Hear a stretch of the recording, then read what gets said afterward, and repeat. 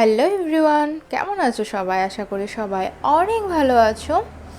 আজ তোমাদের সাথে আমি শেয়ার করব আমার তোমার সকলের পছন্দের পনির ভেজ চাউমিন রেসিপিটি করার জন্য হাঁড়িতে সামান্য তেল দিয়ে গরম জল হতে দিয়েছিলাম। জলটা গরম হওয়ার পর এতে আমি চাউমিনটা দিয়ে দিলাম। চাউমিনটা যখন 80% বয়েল হলো সেটাকে আমি একটি ঝুড়িতে ঢেলে দিলাম। ঝুড়িতে ঢালার পর যাতে চাউমিনটা একসাথে লেগে না যায় তার জন্য ঠান্ডা জল ওপর দিয়ে হালকা করে দিয়ে দিলাম। চাউমিনটা ঠান্ডা হতে হতে এদিকে আমি একটা কড়াইতে সাদা তেল, তাতে সরিষা এবং কারি পাতা ফোড়ন দিয়ে দিলাম। চাউমিনে কারি পাতা না হলে যেন স্বাদটা ঠিক বসেই না।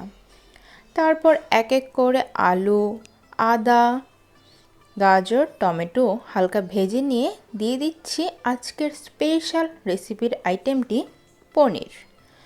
পনিরটিকে আমি কিউব সাইজ করে কেটে নিয়েছি, আর সাথে থাকছে ক্যাপসিকাম, স্বাদ মতো নুন, হলুদ আমি দেইনি, আর বাঁধাকপি ছোট কুচি কুচি করে কেটে দিয়ে দিলাম।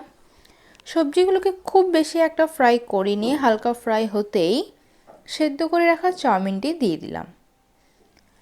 প্রথমে হাই ফ্লেমে 1 থেকে 1.5 মিনিটের মতো চাউমিনটাকে আমি ভেজে নিলাম।